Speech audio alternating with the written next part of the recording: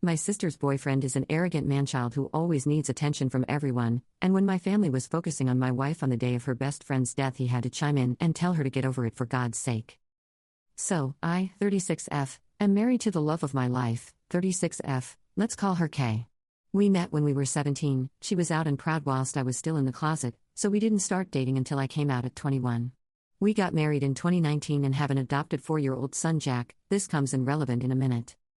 My sister, 27F, Sarah, has a long-term boyfriend, 28M, Steve, who the family cannot stand. They've been together for 8 years and the whole family has hated him from the first time we met him. He is rude, obnoxious, arrogant, and all in all a crappy human being. He's also someone that likes to claim that he is just honest, but if someone is honest back to him he flips out and sulks like a toddler. In fact, my toddler is better behaved than him. He isn't abusive to Sarah and doesn't direct these comments towards her, it's just the rest of us. He's actually a good partner to her and treats her well, which is his one redeeming quality. My dad and Kay hate him the most and will do anything to avoid him at family gatherings. Kay usually just ignores him and brushes off anything he says to her as she doesn't like conflict. However, there have been a few occasions that she has said something back, but it's usually said in a joking manner which amuses my dad to no end. My mom is a peacekeeper and will do anything to avoid drama, so she just changes the topic whenever he starts, but she and my grandparents all hate him just as much as the rest of us. Sarah is the only one that obviously doesn't hate him. Our son's birth mother Tess was Kay's best friend, who sadly died in 2021. This was a real shock as she had an underlying heart condition that she didn't know about and simply went to sleep one night and never woke up. Jack had been left alone in his cot all day screaming for his mom before Kay got worried that Tess wasn't answering her texts and went to their house to see if she was okay. She found Jack in his cot and Tess in her bed. We adopted Jack as no one in Tess's family was in a position to take him in. We raise him as our own, but he knows who Tess is. Obviously this is a very sensitive topic for Kay as it was so traumatic for her and Jack. Now, onto what happened last weekend. It was the anniversary of Tess's death on Saturday, so Kay, Jack and I went to visit her grave. Kay is always quiet after going to see her, and this time of year is especially hard for her. On Sunday we had a family gatherings at my parents' house. These happen every couple of months as just a catch-up for everyone. At first nothing was out of the ordinary. Kay and my dad were off to the side talking as usual, only I could see that Kay was obviously struggling, so my dad and her went for a walk so she could clear her head. This is something they have done before, so nothing too unusual. However, Steve had an issue with this and asked why they had left and why he wasn't invited to walk with them. I explained that about Tess and Kay just needed a minute. This wasn't good enough for Steve though, and he said she should have gotten over it by now. At this my granddad, who is naturally a very quiet guy, said that his best friend had died over 20 years ago and he still had days where he missed him so much it hurt. You don't just get over something like that. Steve shut at that. Kay and my dad got back and she was in a much better mood. We all sat down at the table for our late lunch and started chatting. Everything was fine at first until Steve started trying to butt into Kay's conversation with my granddad. When it was obvious that they weren't going to include him, he very loudly stated, "This is BS, she's getting all the attention of everyone because her friend died 3 effing years ago. Get over it for F's sake, we're all sick of hearing about it." The whole table went silent and I took one look at Kay and knew she was about to go off on Steve. Only it didn't happen the way I thought. Rather than exploding at him, she looked at him very calmly and said that she and Granddad weren't talking about Tess, they were making plans to take him to the Christmas markets, but if he wanted to be a jerk then no problem. She then went on to say to him that everyone in the family hates him because he's a toxic, narcissistic fuad. That whenever he can't come to a family gathering the whole family is much happier. That there's a reason he has no friends and that his own family can't stand to be around him. That reason is that he's rotten from the inside out, and that Tess may have only been on this planet for 32 years, but she made a bigger impact on people than he would if he lived until he was 150. That her funeral was rammed with people because she was so loved, whereas he'd be lucky if anyone other than Sarah was at his. After that she got up and went to the back garden and I followed her. A few minutes later my dad came out and said that he'd told Sarah and Steve to leave. We went back inside and Kay apologized to everyone and said she should have just kept her mouth shut. Everyone other than my mum told her what she had done was right and it was about time someone told him. My dad then found it hilarious that a lesbian had been the one to tell him straight, which lightened the mood a lot. We spent the rest of the afternoon there before going to pick Jack up from Kay's mum's house as she had had him overnight on Saturday for us. The reason I'm making this post is that yesterday I got a call from Sarah saying that her and Steve wanted an apology from Kay or they weren't going to Christmas. When I reminded her that we wouldn't be at Christmas either as it our year to spend it with Kay's mum, so it made no difference to us, she got really upset saying that she wanted an apology because Kay was way out of line. I said she wasn't and that I wouldn't even contemplate asking her to apologize because I agreed with everything she said and so did everyone else there. She ended the call and I just went back to work. Then today my dad called me and asked if Kay's mom would mind a few more for Christmas as he was refusing to spend it with Steve, so he and my granddad needed someone else to go. Apparently, after Sarah had called me, she has called mom and started ranting, and my mom had told my dad to get Kay to apologize, which he said no to, and they had an argument, and my dad has now decided that he's done with Steve even if that affects his relationship with Sarah. He's not having it anymore. My mom wants Sarah there, and she won't go without Steve, so my dad is going somewhere else, and my granddad agrees with him. I text Kay's mom and she said they were welcome, so now my mom is furious and saying that my dad and Kay are ripping the family apart. So basically this has turned into a shit show. Kay has said she will apologize if I want her to, just to keep the peace, but I've told her no way. Everything she said was true. I just don't know where to go from here, and the people in my life all hate Steve that much that Kay could have physically attacked him and they would all still think she is in the right. So, that's why I'm asking internet strangers who might have had to deal with difficult family members. What can we do to get into a place where we can be around each other amicably? I'm struggling to see a way right now. Update 1. Hi, I know how much this community loves an update, so I thought I would give you one as things seem to be sorting themselves out, kind of. After I wrote my last post, a few things happened in the next couple of hours. First thing was that I spoke to my grandparents on my mom's side. They were there when this all happened, but they're like my mom and just constantly try to keep the peace. That's where she gets it from. They were supposed to be spending Christmas with my mom this year but had changed their minds and decided to spend it with my uncle instead. They have made the decision to not be around Steve either as he causes too much drama. They asked if they could come and see us and Jack on the 23rd before they head off to my uncle's, which I happily agreed to. This really surprised me and it outright shocked my mom, as like I said they are the biggest take the high road type people I've ever met, but even they'd had enough. The next thing that happened was my dad called to let me know that Steve and Sarah had now decided that they want Kay to make a public apology in front of the whole family and admit she was lying and that the family loves Steve. He was laughing as he told me this and called them delusional, so any small chance of a superficial apology went out the window.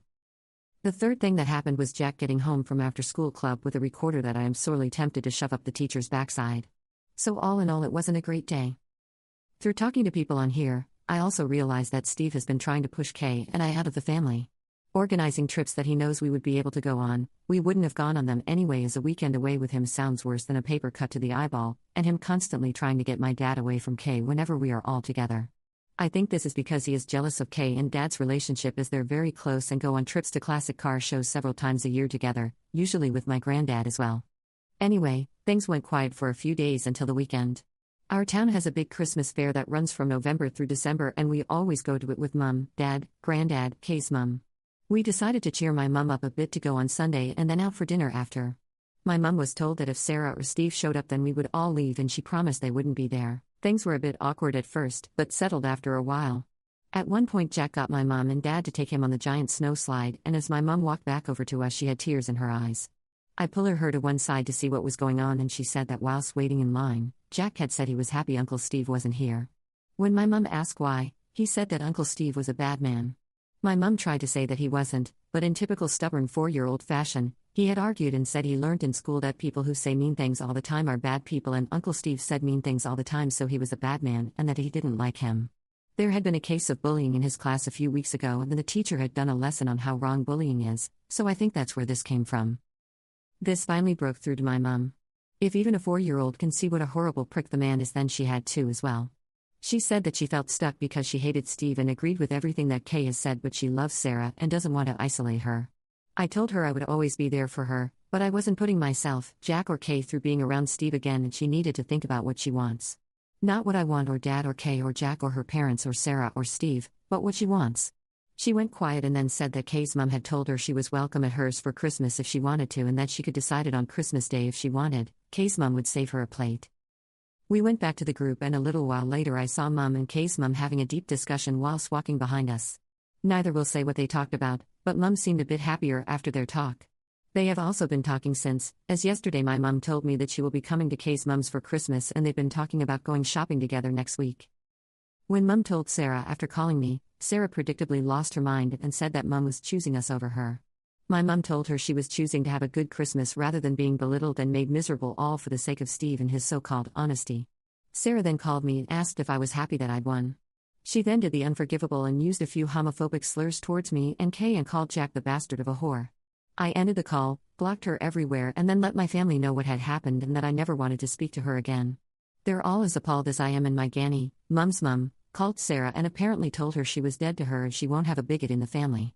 Sarah has been trying to reach out to apologize because she knows she has stepped over the unforgivable line, but I've just kept blocking the fake accounts that she's making on A.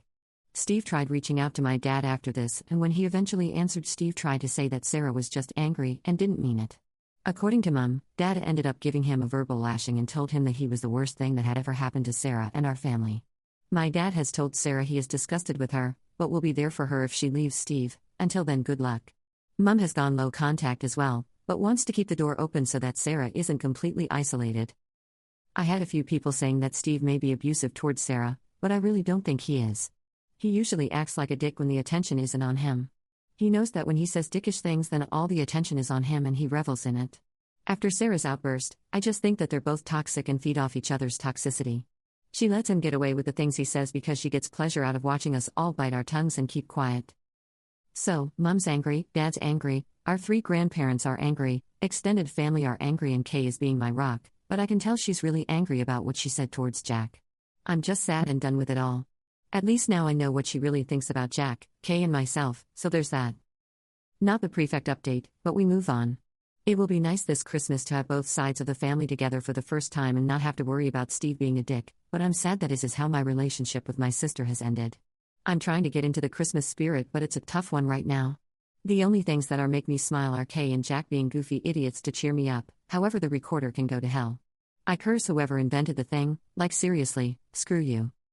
Thanks for all the support in my original post and opening my eyes to a few things.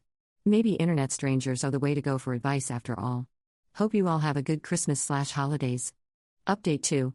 I thought I would post this here as I've still got people reaching out for an update about Christmas. Sarah stopped trying to reach out to me the first week of December after one final message through a mutual friend saying that she loves me and is sorry.